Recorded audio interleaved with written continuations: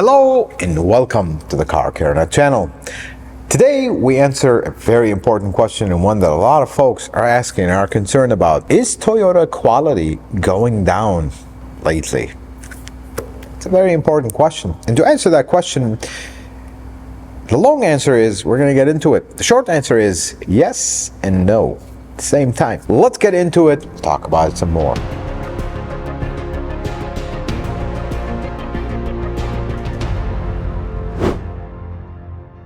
So is Toyota riding on their past kind of track record of reliability, and that is no longer the case today?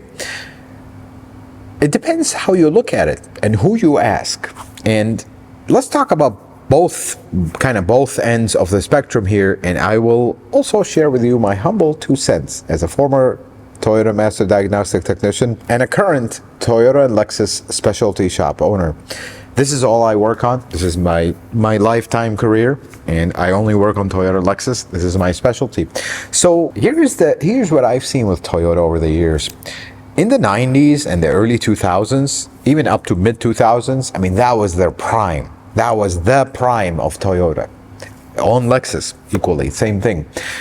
Toward the end of the 2000s into the 2010s, there was a giant dip. I mean, things really came down. People didn't complain about it. That's the best part. Right around 2012, 2013, things sharply started to increase and get much better. But they never really got back to the level of the 90s and 2000s. And there's various reasons for that. Let's look at one end of things, which is Toyota itself. Folks, cars got more expensive, even back then.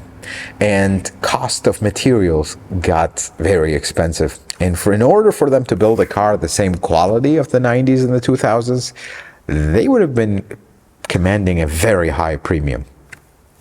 That's the first problem. They had to stay competitive. So you notice that their quality in the things you touch and see, and like the interior, I call them the insignificant things, but to some folks that is the number one thing, they dropped. But not in the important stuff. That is very important that we keep that in mind. But equally, there is something else that changed. In the 90s and 2000s, people got used to neglecting their Toyota and they just last. That's how they were designed. They shifted from that at some point in the late 2000s and 2010s. And folks had problems because they continued in their old ways of, it's a Toyota, you can neglect it, it'll be fine. Well, that was not the case anymore. And that's how folks started with the Toyota qualities going down. Let's go into the next section where we kind of dive into it a little bit more. It seems like a lot of things changed with the major world event that happened around 2019 and 2020. So let's talk about Toyota after that event. Let's put it this way. It has been a while, like I would say right around toward the end of the 2010s, that Toyota is changing, trying to change their image. They're trying to go from this boring A to B car, they're just reliable, and very bland and boring, into exciting, reliable cars. That change is difficult because it is not in their core DNA, folks. They've never really made exciting cars, and they're experimenting. The biggest problem is Toyota is the kind of company, believe it or not, you might not believe it, but I see it because I didn't work directly for them before a dealership and see their internal culture. They listen, they watch. You say something on the internet, they will watch it, and they will listen, and they will take it into consideration. That's just how their internal culture works. So they started noticing that a lot of folks were speaking out about how boring their cars are. Okay, well, let's change into not boring cars. And in some aspects, they actually did very well. Their cars got better looking. Their cars got better handling, better driving. They felt like they were not just some blob driving down the street that reliably. They started to have a little bit of character. They did that pretty well. But as a byproduct of that, there's a very easy tendency to get carried away. And I'm noticing a tendency of getting carried away from them lately. Gimmicks. We all love gimmicks. The first week we buy a new car and then we turn them off and forget about them. That's the problem. See, things are getting expensive in 2024. And the reason for that is gimmicks. Because let me ask you one thing, and majority of folks will write this in the comments, but do you really mean it? I want you to think about it before you comment this. Would you buy a car that has no safety systems, no modern touches, no electric power steering, no infotainment, no power windows, no power locks, no lock unlock to unlock the car, just a key, you put it in the door and open it? Would you buy a car like that in 2024? Of course, the price will reflect that, but would you? Because the overwhelming majority wouldn't. So folks want the features in cars. And don't get me wrong, I like them too. Not all of them, majority of them are gimmicks, but some features are actually nice. That's why cars are getting expensive. And on top of that, they're trying to shift into making their cars more expensive. The more you add to a car, the more chance of things going south. It's a simple recipe. When you don't have a component, there's a 100% chance that that component will not break. But when you have 15 components that are not really essential to the basic function of the car, there's 15 more chances of things going south because of it. That's the basic premise of that. And that's what they started to really get into post the major event of 19 and 20. Do you see where this is going? Things are getting a lot more complicated now, and that's what leads us to the next section. What about the past 2 years? Let's talk about the last 2 years.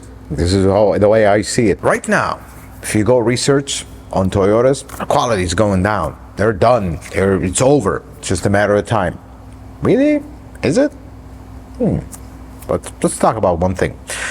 The only thing you'll read about Toyota online over the last 2 years, give or take, is Tundra engine. Tacoma has horrible problems. This has a problem. This has a problem. This has a problem. And you notice majority of these revolve around two cars of their very long lineup: the Toyota Tundra and the Toyota Tacoma. You don't really hear others saying other stuff, other car owners within the Toyota lineup. Few things that flare up here and there, but they never create quite the buzz these two do. And let me share with you something. This is gonna offend some folks, but you know what? If the truth offends you, apologies in advance, but that's what I see it. The truck community is one of the loudest community in any car manufacturer. They usually have the strongest opinions. They are the hardest folks to please, and they usually, this is again, they have the least loyalty to the brand. Let's talk about the Toyota Tundra for a second, because it's just, I don't understand this. First generation Toyota Tundra. It replaced the T100, which is a great truck today because it's old, but back in the day, nobody bought it. That's okay. No worries. It's okay. Because usually, car manufacturers measure their success based on how many cars they sell, not how many folks write about it on the internet. They need to sell cars. So, first generation Tundra. When it was new, here's what folks said about it. It's too small, it's not a real truck, doesn't tow a lot, doesn't have a lot of power, doesn't have any features, it is ugly, it's this and that. Okay, no worries. So Toyota, what did they do? They made the big Tundra, second generation Tundra, which at the time when it came out, it was such a cheap, plasticky car. That was right in that period where things were going downhill. But they had so many problems with them, to a point where folks were like, oh my God, this thing is not good. We wish we had the old reliable one, because the old reliable one was a very good Toyota. Then things got better with the second generation Tundra. And it got great. People were happy. Then people were not happy because it doesn't ride well, it's not a real truck, it doesn't have good gas mileage, it doesn't have any features, it's not comfortable, it's not really a family car, you can't really dual use it. It sags and the frame flexes and the frame rusts and it does all that and it has no features. Okay, come the third generation Tundra. This time, we immediately, within the first year, said the old one is better. Because which is somewhat valid. They have problems with it because they had to accommodate everything and everybody. They made a very technologically advanced truck that could tow a lot. There's actually a nice truck and a functional one at the same time, but they had issues. And oh my God, did they get the wrong car wrong. And that's why you hear about it all over the place. Because let me ask you one question beyond the trucks. How about the RAV4, Camry, Corolla, Sienna, Highlander? All these are no good, not important. Why do you still have to wait for months to get a Sienna and people are lined up to buy one? I don't know. I guess only the Tundra is important. That's the problem, folks. That is the real problem here. So let's do something. Let us summarize what I see. This is my humble 2 cents coming up about the good, the bad, and the ugly with Toyota over the last few years here. Here's the good about Toyota currently. They're still the same company with their methods and ways. And it always makes everybody wonder that really look beyond the loud noise. I mean, if we look at the frame situation, well, they had issues with the frames. All manufacturers have issues with frames and rust. But which is the only company that actually decided, well, let's just replace the frames at a giant cost? Toyota did. And as a technician at the time when we were replacing the frames, it always made me wonder, it's like, are they out of their mind spending this much on trucks that are neglected? That's why they're rotten? But they did that because they care about their image and reputation. Some folks will say it's a lawsuit, it's this and that. Fine.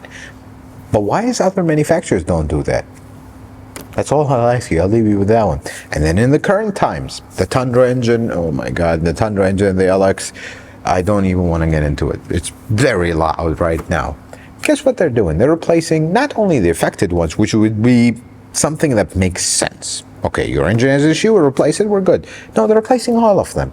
That is a very good sign that the Toyota way is still alive and well. And that, if they lose that, we have a major problem, but there's no indications that they are. And that is something, because if they mess things up, because nobody is perfect ever. They were never perfect. But that indicates when we mess things up, we're going to try our best to make it right. That is a good thing. Here's the bad. So Toyota's going what I describe it, in my humble 2 cents, growing pains. They're listening to people. Sometimes I wish they would limit how much they listen to people and just stick to their core values. They're trying to shift their cars into more exciting, more soulful cars. And the byproduct of that is gimmicks. Their cars are slowly filling with gimmicks. Those gimmicks add a lot of complication. And this complication, in some people's eyes, will equal unreliability. But the problem is they are getting a little bit carried away with the gimmicks, especially in their core models. Not everything, but in the models that will generate the most buzz. They're getting carried away with these gimmicks, and that's gonna affect reliability, because the more you have, the more chances of things will go south. It's a simple recipe with cars that never changed over the time. And the best part is, the core Toyota buyer, the one that does not research, does not watch a review, not part of the group, not writing essays about them on the internet and making giant videos just to get views, they are not really interested in the over gimmicks. Yeah, they want the car to look a little nicer, maybe a few modern features. Yeah, that screen is nice. You know, you can connect and listen to your radio. Apple CarPlay is nice. Some of the safety features, adaptive cruise control, yeah, it's nice features we can live with, but who is out there, we don't really care. Those folks are gonna be concerned when you can't buy base models, real base models. But again, I will ask you this question one more time. Would you buy a car in 2024 with manual windows and no power locks and just manual transmission and everything is manual? Not many folks will. Because if they did, they would still make them. There's no emission regulation that the car has to have power windows. Not really.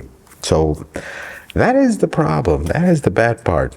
Who are they really listening to? Listening to the folk that will tell you they need to do all this stuff over and over and over, and then they goes and buys a BMW? What's going on here? Who are they listening to? And the worst thing about Toyota right now, something that is truly concerning, and is concerning a lot of folks, and they are very right about, the prices. See, here is the wave of things. Cars are getting expensive. Inflation is also affecting, but I noticed Toyota leading the pack in very expensive cars. Adding all these gimmicks and all these features and all this stuff and trying to be cool has a side effect of gimmicks, but it also has a side effect of getting these cars very expensive. Because I feel like Toyota will outcompete themselves out of their core buyers because their cars are simply too expensive. They're becoming like this image thing that you buy. Isn't that kind of the opposite of what the whole point of a Toyota is? I hope that part makes sense. The cars are getting so expensive, unbelievably so. They're almost like this is where they're using their reliability and longevity and all that to raise the prices, and people will buy them, they'll be fine. That's not good. That's starting to be a real problem. And the next thing is dealerships. They are the last manufacturer to push on their dealerships. Guys, you can't be overcharging for these cars. You're hurting our reputation of honesty. From my professional opinion, I don't think the reliability is coming down. I mean, they have the whole Tundra disaster. I like that they're doing things the Toyota way and taking care of folks, although that doesn't even start to cover the frustration of folks that are affected, which I get. But at least things are moving in the right direction. I'm not concerned about reliability and their quality going down. I'm mostly concerned about their prices and that mentality of, oh, we can just raise the prices. People will buy these cars. That's not good. That's a really bad part. And on top of that, not clamping on the dealers to stop overcharging for cars. Not all dealers do them, but enough do them to really start hurting the brand. People will just look at it, well, do you think you are this very special brand on top of the hill that are so expensive? Well, we'll go buy something else.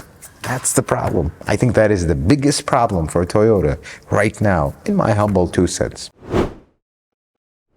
And folks, in closing, I will leave you with a small thought here. For you, food for thought, from humble opinion here. Toyotas are very high maintenance cars. And this will make some folks, are you serious right now? Yes, I am. They've always been high maintenance cars. They love their maintenance. And they really require it. It's a big requirement for them to last long. Now, some other brands are also the same way, but some, even if you maintain them, they won't last. They're not meant to last. But that recipe with Toyota is exactly the same. The only thing that changed, they used to be more neglect tolerant. They are not anymore. That is one thing that changed. And here's the biggest problem with Toyota. Actually comes from the outside, not from the inside. See, I told you that Toyota in the 90s and 2000s, things were at the top. But you know what also was at the top? People caring for their car. That was the peak period of people getting involved with their cars.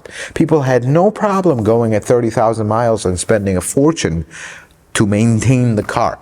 Spark plugs, wires, timing belt, fluids, every single fluid got replaced at every 30,000 miles, and people did it on time. Nobody complained.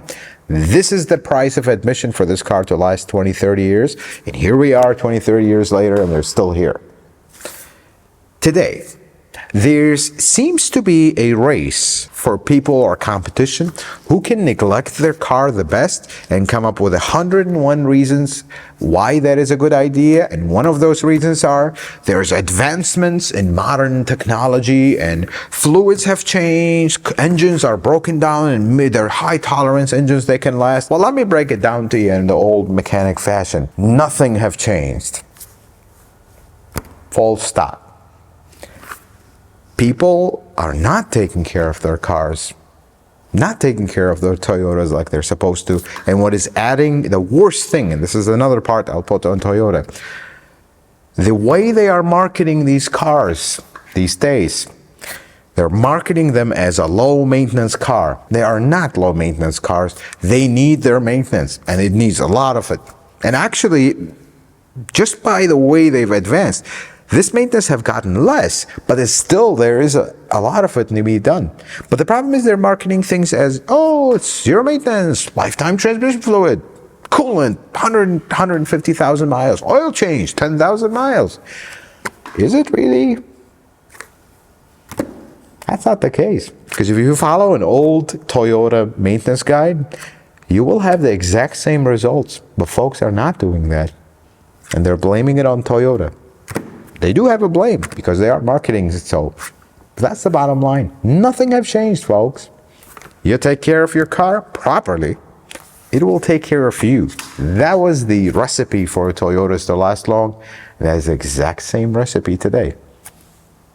Just move past that marketing stuff, go back to the old school ways, properly maintain your Toyota, and we're not going to have an issue. Granted, it is not a Tundra with an engine that just decides to explode, because that is an actual problem. But do you see that problem all across the lineup, or just in a single model that folks have pushed the limits on how much they want everything to change, and when it did, now they're having issues, of course. I'll leave you with this. You're shopping out for a Toyota today and you're concerned about the whole quality thing go down. Don't go buy the model that everything changed. If you're concerned about long-term reliability, buy the model that had the same engine as the previous one, or has an engine that's shared with other models and all that. And I understand we're going through the turbo period, but we come back to the same thing. Turbo engines, you gotta maintain them. You can't just drive it and hope for the best. And folks are getting really bad at this stuff. Drive it and hope for the best. Never do that with a Toyota. You're gonna have it for a long time. That part has not changed. And folks, I want to just mention one thing in case some folks got offended. The truck owners, we feel like we got a little heavy onto them. Just to say, I am a truck owner as well, so we can talk about ourselves amongst us and say the truth as it is. Hurts, but I just wanted to mention it. If you took offense to that, I do apologize, but the truth is the truth. That's how it is. Folks, I hope this video was helpful and informative. I hope you learned something new. If you like it, consider giving it a thumbs up. If you're not a subscriber, consider subscribing to the channel. Check out some other videos. Until the next video, folks, may the Lord bless you and keep you, and you have yourself a wonderful day.